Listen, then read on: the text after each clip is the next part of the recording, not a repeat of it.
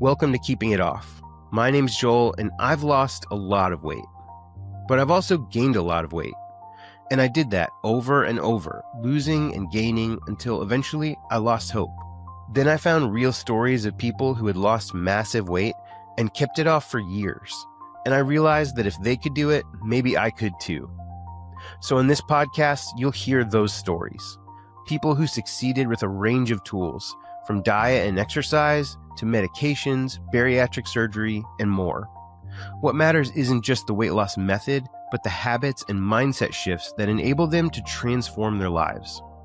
If that resonates with you, join me as I learn from some amazing people who are losing weight and keeping it off.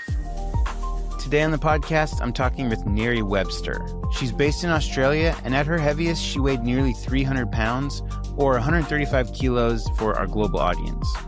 Her weight eventually forced her to leave her job.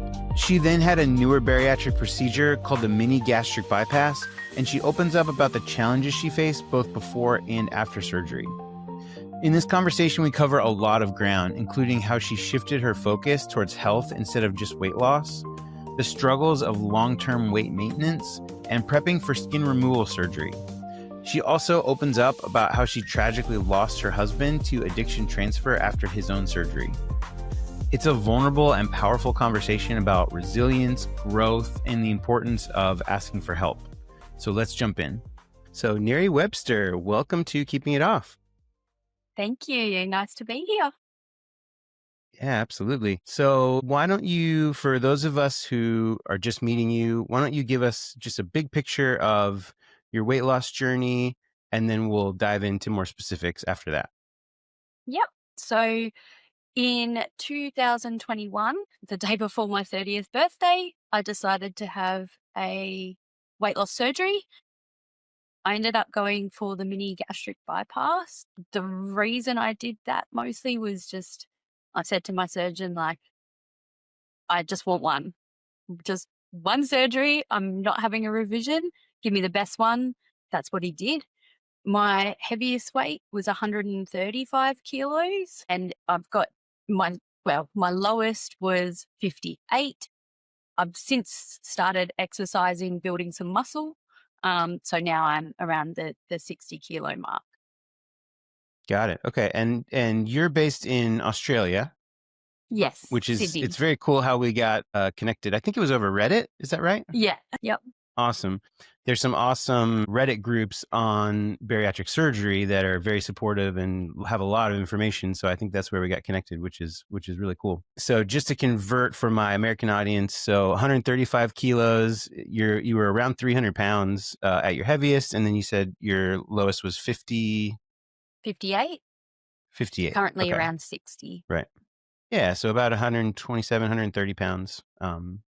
Just to convert for some reason, we're still not on the metric system, but maybe one day. So tell us about sort of your early, maybe upbringing. Did you always struggle with your weight, or was it something that you sort of just started struggling with as an adult? I struggled with my weight from about 10 years old, 9 or 10 years old. So primary school, I did have periods in, I think it would be junior high for you guys, where I was a normal weight, but I still wasn't very healthy. I try not to blame my parents for much, but I feel like one of the things that they did impart in me was basically food to cope. So whenever there was anything was difficult, or I was stressed, I would eat. And then also for comfort. That's how my mum and I bonded. She was a bigger lady as well. She has since lost some weight as well, which is lovely. But that was how we bonded. And I had taken that into other relationships as well. So over the years, basically my weight just grew and grew and grew, pretty much to a point where I had a physical job working at a casino, dealing the table games, and I just couldn't do it anymore because my body was so big and it was too hard. Right. Now, did you have other attempts at losing weight before you decided to have bariatric surgery? And what was that process like? I had tried everything. Everyone feels like they've tried everything: calorie counting, exercising, keto, vegan, vegetarian. But there is just so much out there. And when you don't have a basic understanding of health and wellness, it's very easy to get lost. Mm-hmm. And obviously none of them were successful. Usually it's the same old yo-yo sort of thing. You would lose 5, gain 10, and it would just keep going like that. So I think eventually I just sort of gave up and was like, oh, well, this is my fate. I'm a bigger person. That's just how my life's going to be. Mm. Yeah, I can totally relate to that. I also years of yo-yoing up and down. And at some point I had a really large weight loss. I think I lost 120 pounds just with diet and exercise. And then COVID hit. I regained all of it plus another 50 pounds. And there was just so much shame and so much, regret and just beating myself up. And it was, I think at that point where I just sort of said, well, I'm just going to be overweight the rest of my life. And that's just what I have to accept. So what was it for you that got you out of that cycle of just yo-yoing up and down and even losing hope?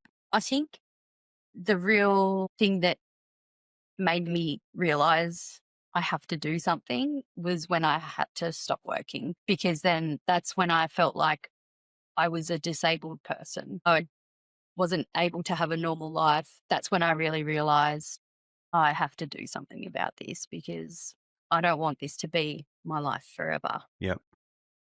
Totally understand that. Can you talk a little bit about coming to terms with the idea of bariatric surgery as a method for weight loss? Was it hard for you to accept that that might be an option, or after you tried all these other things, did it seem like just the next step? It was very hard to make the decision. I had considered it on and off for quite a few years, through COVID as well. I was thinking about it. I bounced a lot of ideas off my mum, and, we would sort of discuss it. And of course, she was afraid for me to have a surgery, and I was myself as well. But it just got to the point where it was the only option, and I had to be prepared that it will either end my life or improve my life. And I had to be okay with that. I felt like I was so unhealthy that perhaps I wouldn't make it through the operation. And I don't know if that was just my own fear. It's doesn't happen very often that people don't make it through bariatric surgery. Like, it's very, very uncommon. Usually, people would be twice my size and 600 pounds and all that sort of stuff. So it wasn't likely, but it's a piece that I had to make with myself. And then, eventually one day I was just like, you know what? I'm just going to do it. I went and saw a surgeon. I was living in on the Gold Coast at the time in Queensland. Actually, I had to go to my GP first. I was actually very lucky that she herself had a VSG, the bariatric sleeve. And I said to her, I want to lose weight. She actually said, have you thought about surgery? I said, yes, give me a referral. Right. And that's how I found my surgeon. Mm-hmm. It was her surgeon.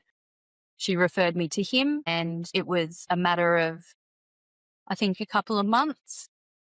And then I got in that way. I was lucky that I did have private health insurance. The system is a little bit different to the States. We have public health and stuff like that, but I didn't qualify for that. So I did have to have private health insurance. And then I was still about 10,000 out of pocket as well. Mm. Like, I would do it 10 times over if I had to, looking back.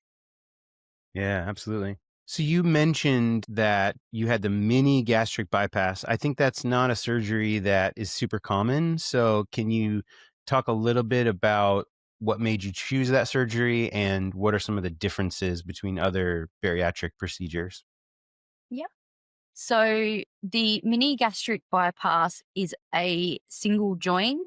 The Roux-en-Y, which is the most common, I think, when you think of a gastric bypass, people think of the Roux-en-Y. There's two joins in the Roux-en-Y, and the pouch is ever so slightly smaller, is my understanding.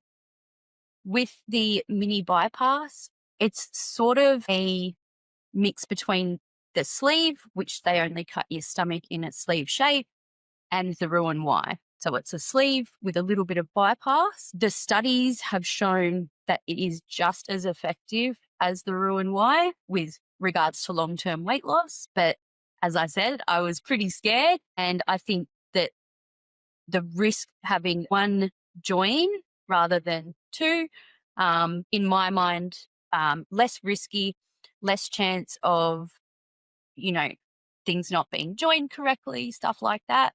So that's the reason that I did choose that one. Mhm. I know that one of the big differences between like a Roux-en-Y bypass and a sleeve or some of the other procedures is there's like no NSAID medications and you need to be aware of that. Is that the same for the mini gastric bypass? Absolutely. Yeah. So no, yeah, the NSAID or whatever it's called, NSAID, Nurofen, we call it here. No Okay. Nurofen, but you can still have things like your paracetamol and stuff like that. The other thing is you do still get dumping syndrome. I'm 4 years out. I still do get dumping syndrome. I see it as a positive for me, simply because everyone likes ice cream. I still like ice cream, but it makes me so, so ill. So that is one of the reasons why I've been able to just completely get it out of my life. If I eat too much sugar, if I eat too much carbohydrate at one time, again, that does make me dump as well. For someone who's not familiar with that, can you just talk a little bit about what dumping syndrome is and what I know it's different for different people, but what has been your experience with it? So my experience with it is called late dumping. Late dumping is hypoglycemia. So you have too much fat and sugar. Your body releases insulin to counteract that spike, but then it moves through your system so quickly because it's not touching a portion of my small intestine because it's been bypassed.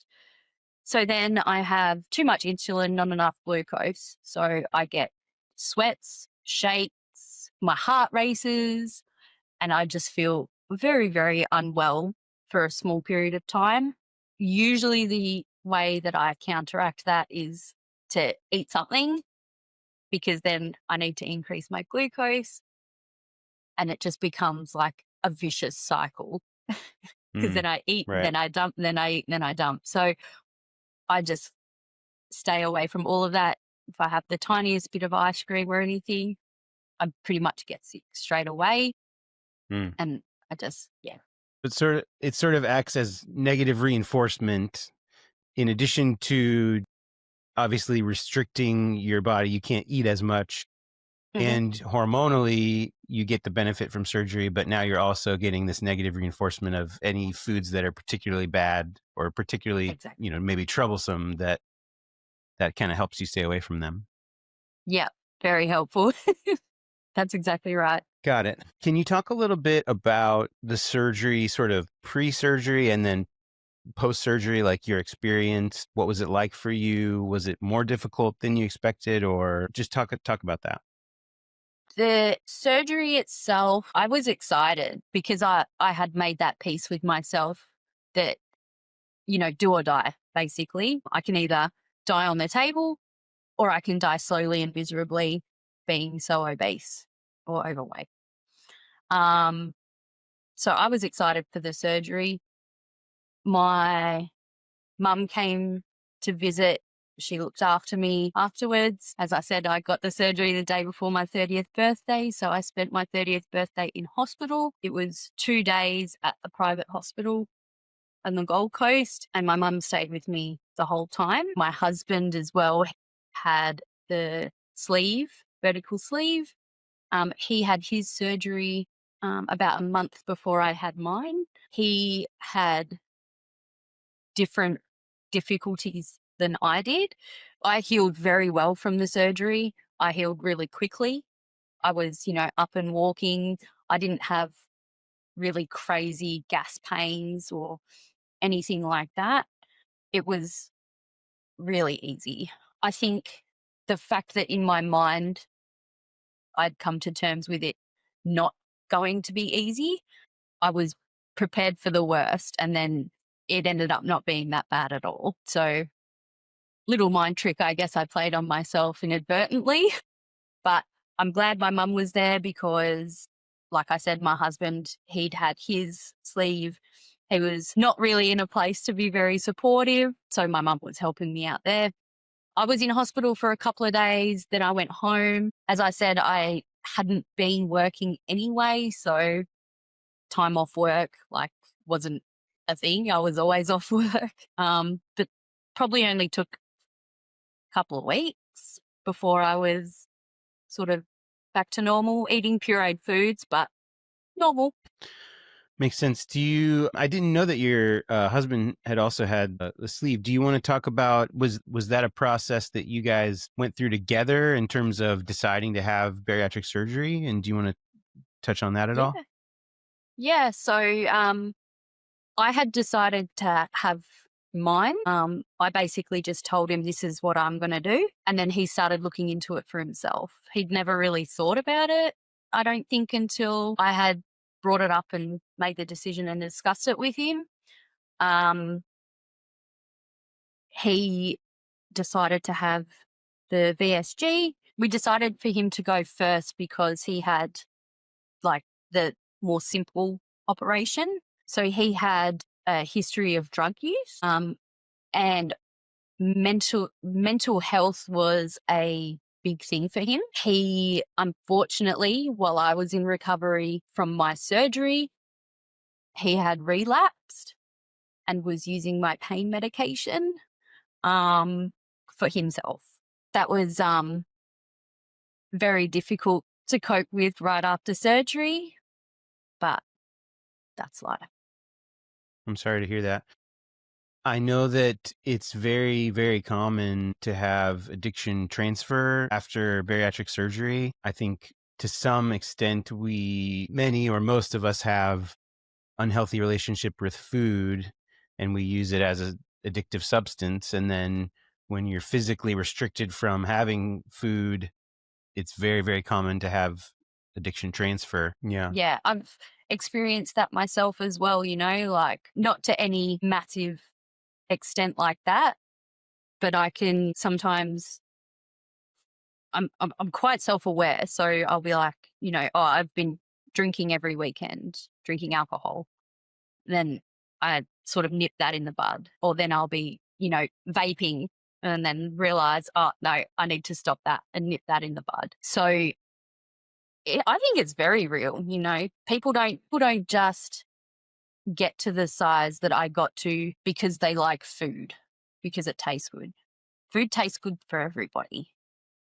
It's something else. I don't know what, but yeah, addiction transfer is very real. I might add a little to that story. Okay. And Yeah. I don't mind if you put it in the podcast. So he actually ended up passing away. Oh my gosh. He had his VSG. He relapsed. He was good for, I would say, 2.5 years. He didn't lose as much weight as I did. And I think he struggled with that. He was still a bigger guy. And then he saw me kicking all these goals. And I think that was difficult for him. He then went and got a revision to bypass, but then he relapsed again and it was much, much worse. So the addiction transfer is very, very real. He OD'd April last year or May last year. Oh my gosh.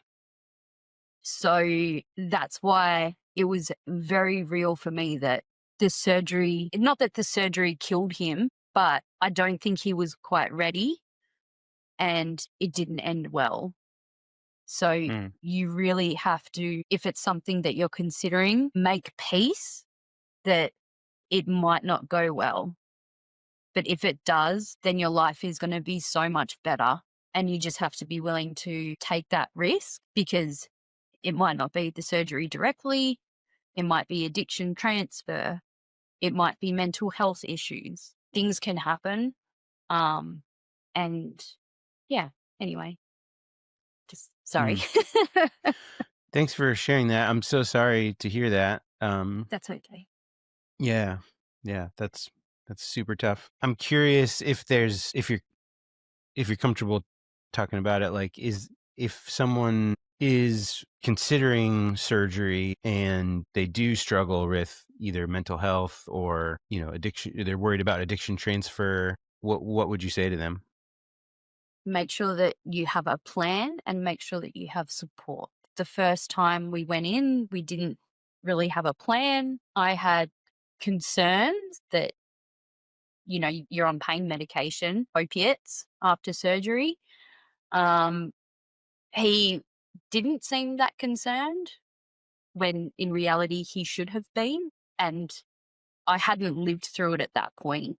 Like he was clean when we got together, and that was my first experience of him having a relapse afterwards. So I didn't really know what I was in for. If I did, then I would make sure that we had the right supports in place with an awareness that this can happen.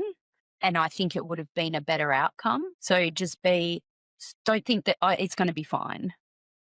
Think it's not going to be fine, and have processes in place to make sure that things are fine. Yeah, that makes me think of, I know when I was at sort of my heaviest weight and really like lost hope and looking for inspiration, I looked at these before and after pictures online that I saw of people, sort of at their heaviest and then after losing all this weight. And I imagined myself, one day getting there, and I thought, like, this person, it must have been not easy, but like this must have solved all their problems. And I guess for you, now that you have that before and after picture, would you say, like, what are the gaps that people don't see? What are the things that they just look at your after picture and think, wow, this must have, all of her problems are solved and this must have been such a great easy journey for her? What would you say to that? In some ways, it was easy. I don't feel like I'm super special. I think, and I don't want to be like, if I can do it, anyone can do it, because that's just bullshit when people say that. In some ways, it was easy. In some ways, it was really, really difficult. My whole mindset had to change. My whole personality changed. It's not just my body that's changed. I look at photos of myself back then and I don't even recognize myself. And it's not because I look different. It's because I see myself differently, if that makes sense. Because when you look at a photo of yourself, you can see how you felt that day. You remember the day that that photo was taken and how you were feeling. The hardest thing has been, though, to make the decision that I don't want to be like this anymore. Once you make that decision, that is the hardest step. It does get easier. Like I said, it's easier to cope with your problems. Your problems will not go away. My problems probably multiplied.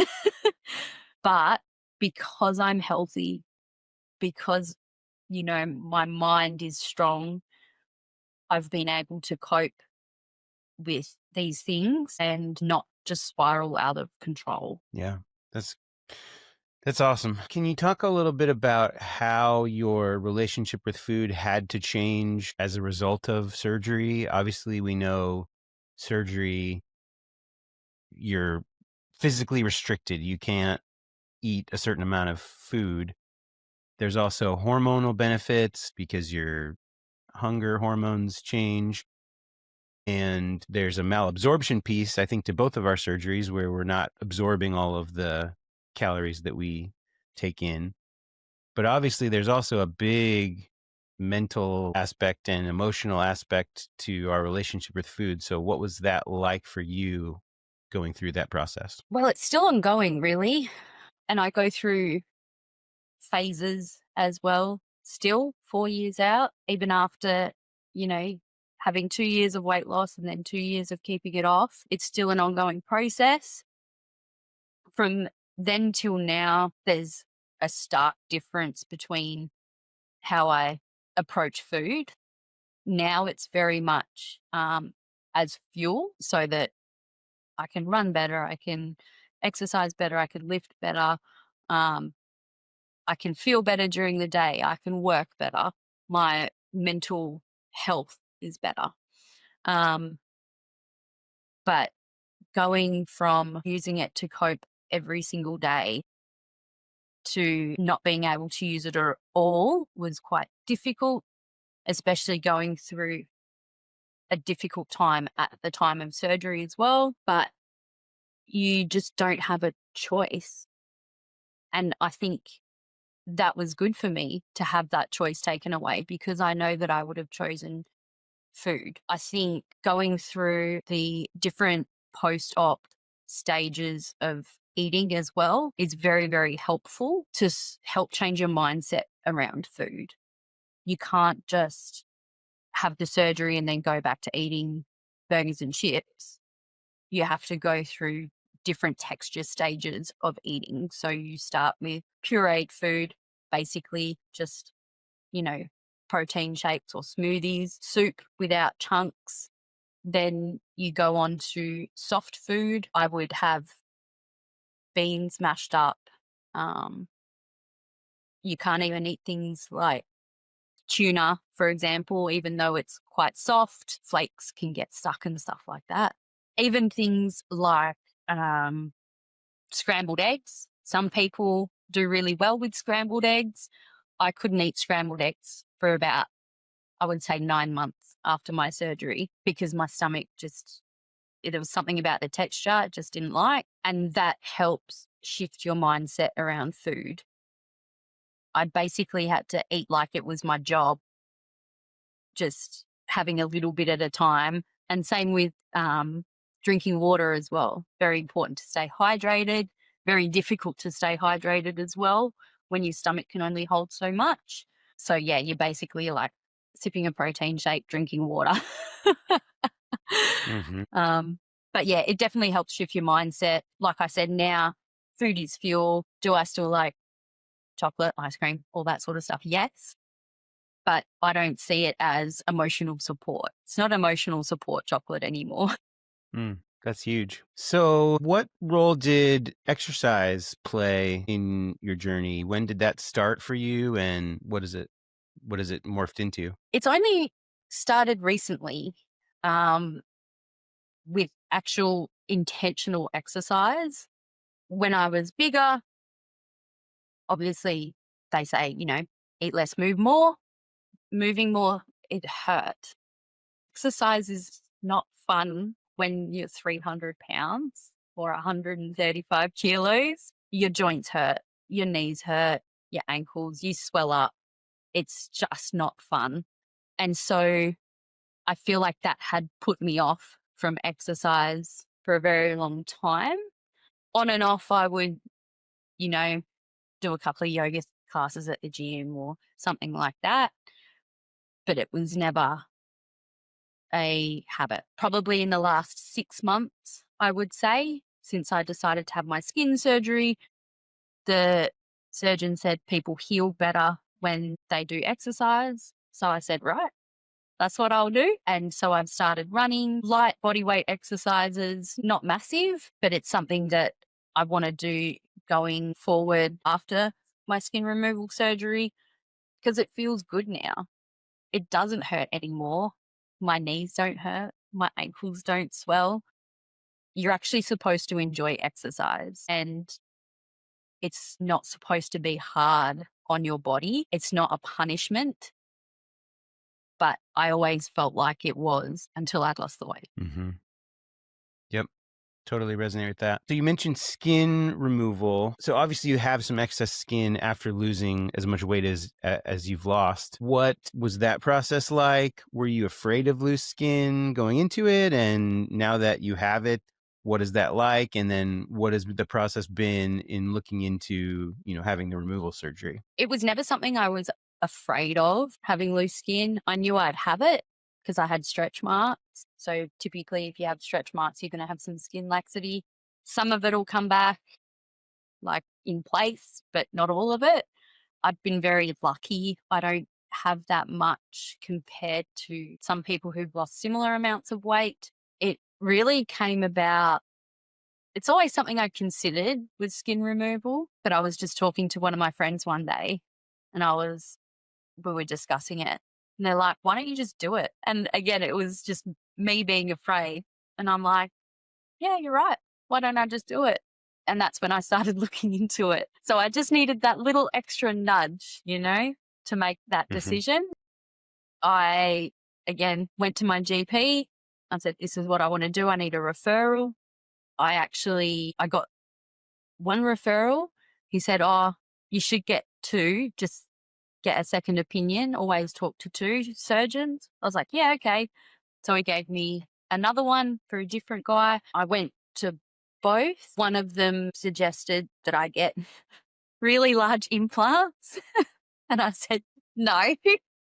So I went with the other surgeon. So that has come up pretty quickly. My surgery is now, well, in a week. It was probably about 3 months of lead up time. So I had my initial consult with both of them. Then I had a second consult. I had a pre-op appointment a couple of weeks ago.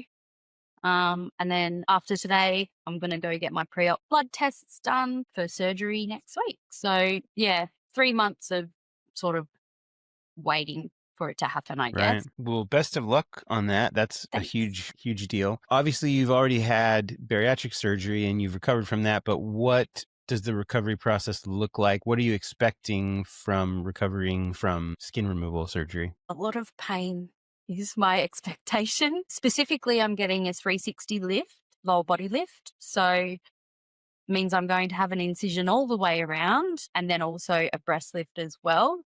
So I'm basically just going to be sore everywhere.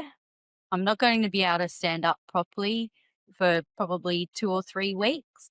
Rented a lift chair like old folks have, so they can stand up. They don't have to strain to get out of the chair. Again, my mum is coming to look after me, so bless her. It's going to be long, much longer I expect than the bariatric surgery, but I think at the same time, it's going to be easier because I'm healthier. There's not as much natural strain on my body from keeping me alive, essentially. Am working at the moment, so I'm lucky that my boss is allowing me to have 4 weeks off work, and the surgeon said you might need a little bit extra as well. So we'll see how we go. But yes, it's going to be a long recovery. Mm-hmm. It'll be so worth it. So I know some people decide they want to have skin surgery. Other people decide not to. What was it for you that made it the right decision? It was very much based on, in my mind, why not? I'm still young. Yes, it's expensive, both, monetarily and physically as well. It's not an easy surgery by any stretch of the imagination, but I've worked so hard to lose the weight and keep it off. And why not reward myself with just the icing on the cake, Is it Mm-hmm. something that I could live with forever? Yeah, it's not that bad. If I had to live with it forever, then I would be totally content doing that. So I would say to people, if it's something that worries them, it's not that bad. It's not as bad as being unable to work, look after your kids, all of that sort of stuff. It's not that bad. For me, it's very much hey, why not? I don't hate it. I could absolutely live with it, but why not? Wear a bikini. Hmm. Finally. Exciting. So we talked about weight loss. I'd love to discuss kind of weight maintenance. Is that a different process for you than losing the weight? And has it been hard? Has the surgery made it easy? What does that look like, maintaining the weight? The surgery makes it easy to lose the weight. It doesn't make it easier to maintain. I find maintenance much more difficult, probably more mentally than anything. When you have been overweight for so long, even as a child, losing weight is always on your mind. You're always thinking about it. You put a lot of emotional energy into losing weight um, when you're living it. When you've lost the weight, I felt a little bit lost because I put so much emotional energy into this one thing, which was weight loss. And so now I'm like, well, now what do I think about? Now what's my goal? So that has been quite eye-opening for me, realizing how much energy I had put into it, even if it's, yeah, just thinking about it, emotional energy, always thinking about food. Whereas now my focus has shifted a lot more to health than weight loss. And how can I, now that I've lost weight, improve my overall health just by making little changes here and there. So if you could go back and talk to yourself before you had the surgery, what would you say? What advice would you give? Oh, that's a good question. I mean, it's easy now that I know what the outcome's going to be. You know, don't be afraid. Just do it. Stop thinking about it. Just do it. But it's not that easy when you're at the start. Yeah. If I could tell myself, obviously, don't be afraid. It's all going to work out and you'll be just fine. That's what I would tell myself. But I know that it's not that easy at the start. Yep, makes sense. What do you feel like some of the biggest things you've learned through this process? What would you say if someone just came up to you and said, "What's the, one or two biggest lessons you've learned over the past 4 years?" Anything come out to you? Once you get past the initial difficulty, it it does get easier. For me, carbs, and I don't want to be like, carbs are the devil or anything like that, but they kept me hungry and they kept me fat. And the more you eat, the more you want, and you just never satiated. Nipping that in the bud or stopping that is really, really hard to get out of that cycle. Once you are out of that cycle, though, it does get easier. And like I was saying about exercise as well, it's not supposed to hurt and it's not supposed to be a punishment. So it gets easier too. Your whole life becomes easier when you do lose the weight. They say, oh, well, losing weight's not going to make all your problems go away. And it doesn't. It definitely doesn't. But it makes them so much easier to cope with. That's been the biggest thing that I have learnt over the last 4 years. Yeah, that's awesome. So let's talk about, obviously, the number on the scale changed drastically. What are some of the things that you really enjoy about, like, what are the other changes other than the scale that you know, really appreciate about this change in your life? My confidence. I am a totally different person than I was 4 years ago. Um, I'm happier. I'm nicer to other people because I'm not just hating myself all the time. Yeah, it's like my whole personality has changed. I'm in a completely different field for work. I'm in sales, so customer facing, like I basically have to sell myself, and I couldn't imagine doing that 4 years ago. There's no way. It's that that old adage, like you can't love someone until you love yourself properly. So at the beginning of our conversation, we both mentioned how there was a point that we had lost hope that we would ever be able to lose weight and keep it off and change our lives. Now that you have done it and you're on the other side of that, what would you say to someone who's in that same place, who's just sort of lost hope? It's okay to ask for help. When people are bigger, society will look at you and say, you're lazy, you eat too much, you don't exercise enough. And they make it a personal failure. And it's not a personal failure at all. It's how the food industry is structured. It's how nutrition labeling is done. They allow so much added sugar in all of these foods and then market them as healthy. And they have people paid really high salaries to make you think that you're doing good for yourself, all the while you're actually not. So it's not a personal failure at all. It's a societal failure. And I don't want to say you're a victim, but you kind of are, because you don't have control. So I would say ask for help if you're in that situation, because if you ask, there is help there. Not everyone, especially in the States, not everyone can get bariatric surgery, but there are other things that you can do. Educate yourself.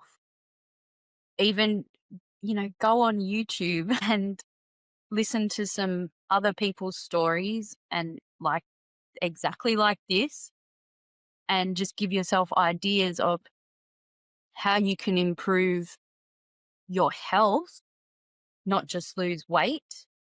But ask for help. If you need help, please go ask, because it's not you. There's nothing wrong with you.